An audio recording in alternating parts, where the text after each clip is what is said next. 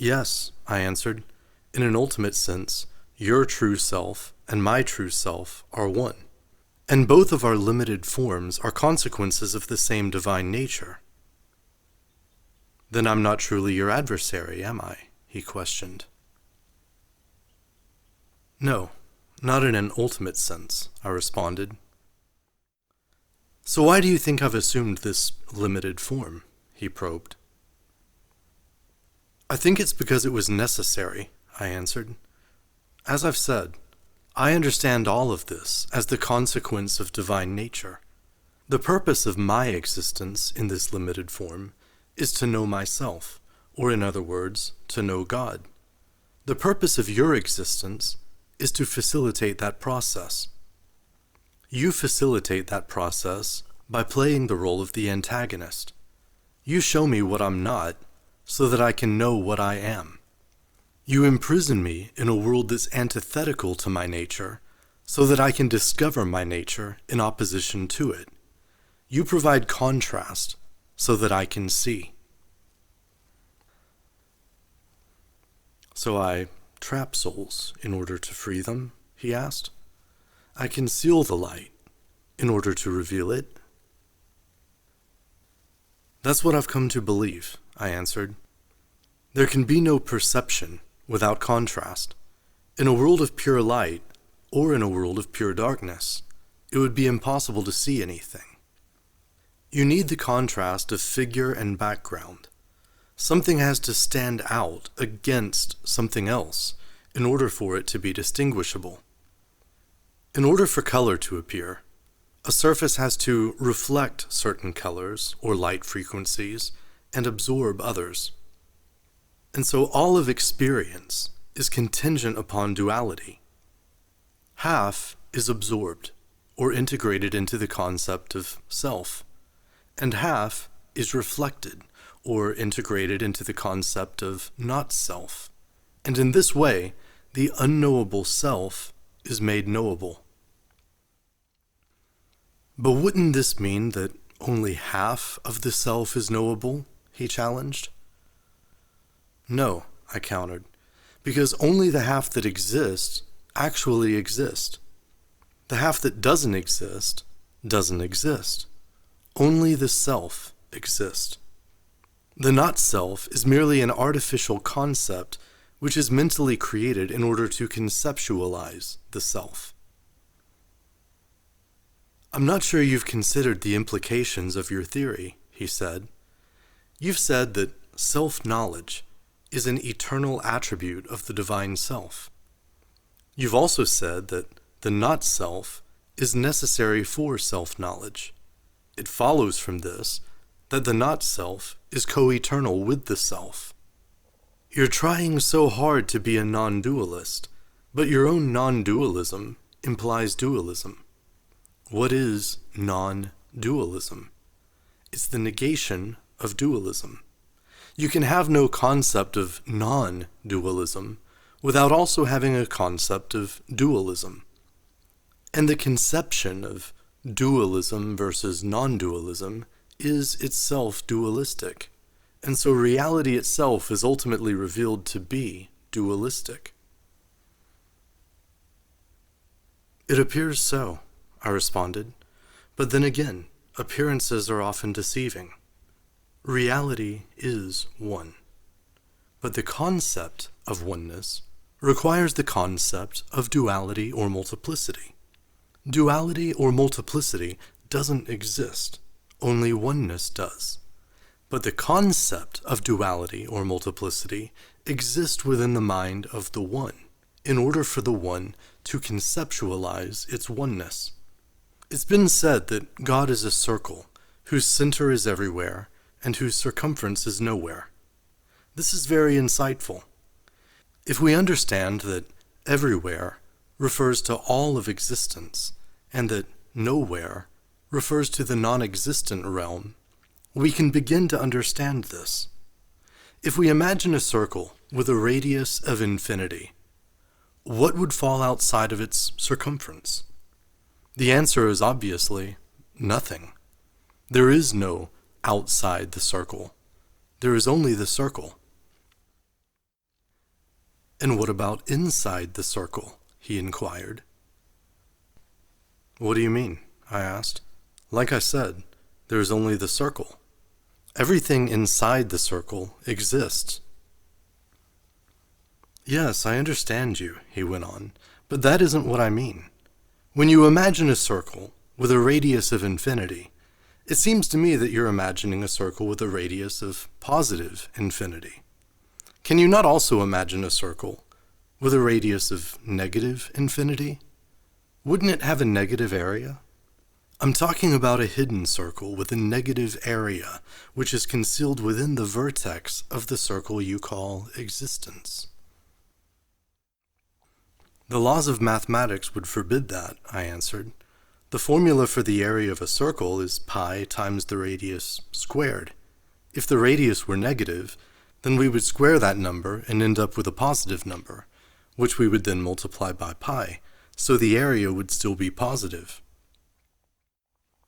Well said, he said, but you're still thinking two-dimensionally.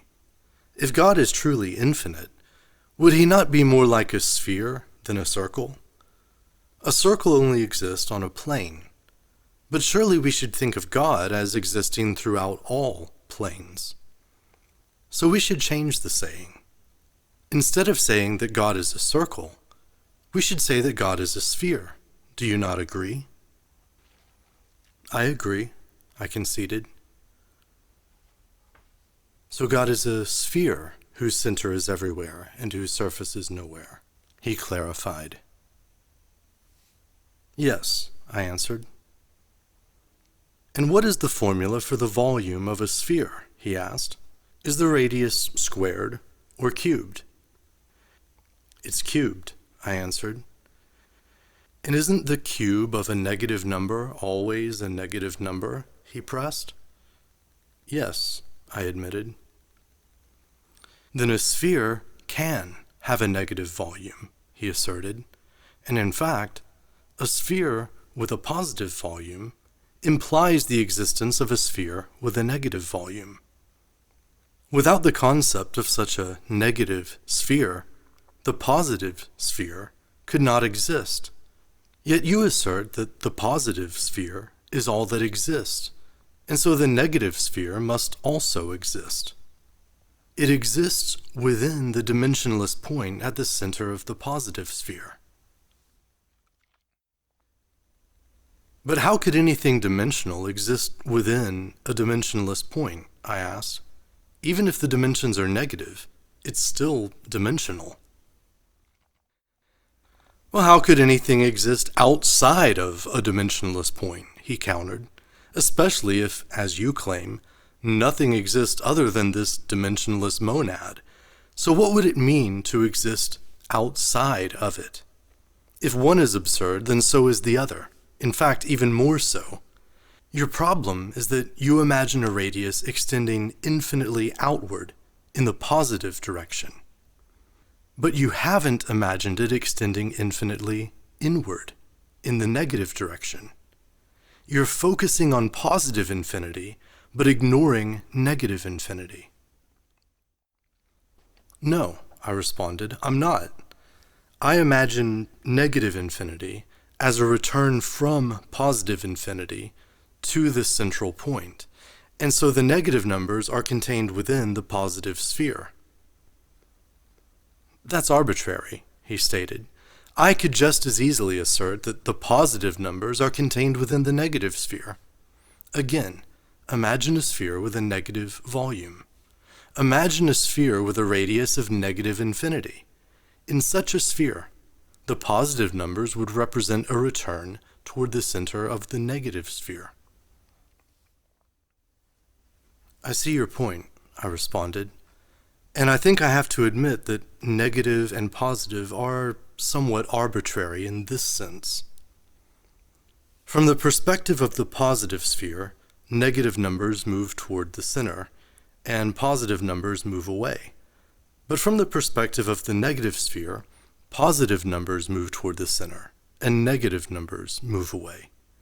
If I think about a simple number line, where 0 is at the center, positive numbers are to the right, and negative numbers are to the left, I can see that from the perspective of positive infinity, movement towards zero would be represented as negative numbers, while from the perspective of negative infinity, movement towards zero would be represented as positive numbers. To clarify, he interjected, you're saying that adding a negative number to another negative number takes us further away from zero, but the same negative number added to the corresponding positive number takes us closer back toward zero. Yes, I agreed, and vice versa. A positive number added to a positive number takes us further away from zero, while the same positive number added to the corresponding negative number brings us back to zero. So I'll agree that to a certain extent, what we call positive and negative is arbitrary and subjective. It's possible, as you suggest, to imagine a negative sphere where negative is positive and everything is turned inside out. But what remains absolute is that in either the positive or negative sphere, movement can be described as being toward or away from zero. So zero provides an absolute reference point. So if both spheres exist, he continued, then it's possible to overshoot your target. What do you mean? I inquired. Well, he explained, I mean that if you're at 5 on the number line, and you intend to return to zero by adding a negative number, you might overshoot your target by adding a negative 7. As you move 7 spaces to the left on the number line, from positive 5, you're moving toward zero for the first 5 intervals. But then, at that point, you begin moving away from zero again for the next 2 intervals. The same would hold true in the sphere we're describing.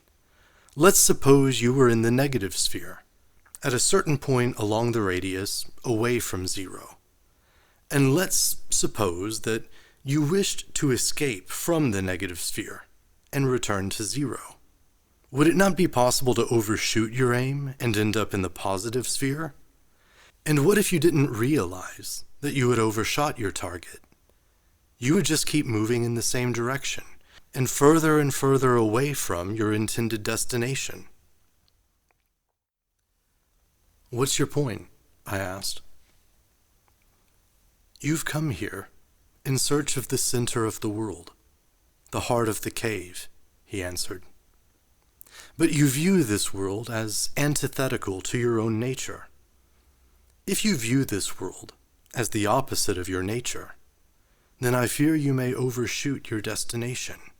You may overcompensate and overcorrect. What if I told you that there was another world opposite this one? If you think of this world as the area of the negative sphere, then that world would be the area of the positive sphere, or vice versa. You might think of it as a kind of counter-Earth. Essentially, it's this world, but upside down and inside out. But from the perspective of counter-Earth, this world would seem to be upside down and inside out. So what are you telling me? I questioned him. That the Earth is hollow? That's one way of conceptualizing it, he answered. Another way would be to imagine the Earth and the counter-Earth revolving around a central sun, such that each is hidden from the other. Of course, in this age, either conception would be ridiculed as pseudoscience. Maybe it would be more fashionable to conceive of some kind of black hole or wormhole at the center of the Earth that serves as a portal to a parallel dimension. But the truth is that all of these are merely ways of conceptualizing something that is impossible for you to comprehend in your limited three-dimensional form. If I drew a picture of a cube on a sheet of paper, you would understand that my drawing is not actually a cube, but merely a two-dimensional representation of a cube. A cube is incomprehensible to a two-dimensional being. In the same way, in order to understand counter-Earth, you will have to transcend this three-dimensional reality. But if I were to try to represent it on a piece of paper, I might do it in the following way. I would draw a circle on one side of the paper, and then flip it over and draw an identical circle on the other side.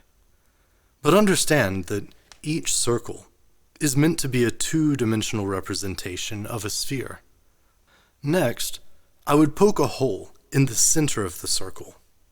Now imagine that I draw a line from the circumference of the circle toward the hole at the center. When the line reaches the hole at the center, it passes through to the other side of the paper and continues toward the circumference of the circle on the opposite side. So would you describe the negative sphere as existing inside of the dimensionless point at the center of the positive sphere? Or would you describe the two spheres as existing opposite one another and orbiting around a central point? Either description would be right in a sense, but would also be highly inadequate and potentially misleading. I suppose that's true of all descriptions, I replied, and especially true of descriptions of ultimate reality. It can't be described. It can only be experienced directly. Then jump, he said. Fall into the center and through it to the other side, and experience it directly. Why be content with my inadequate descriptions or your own inadequate conceptualizations? Choose between faith and knowledge. Another false choice, I thought. Faith isn't always opposed to knowledge. Sometimes faith leads us toward knowledge. And sometimes the attainment of knowledge requires a test of faith. She had said my faith would be tested. Maybe this wasn't his test after all. Maybe this was her test. In either case, it was my test.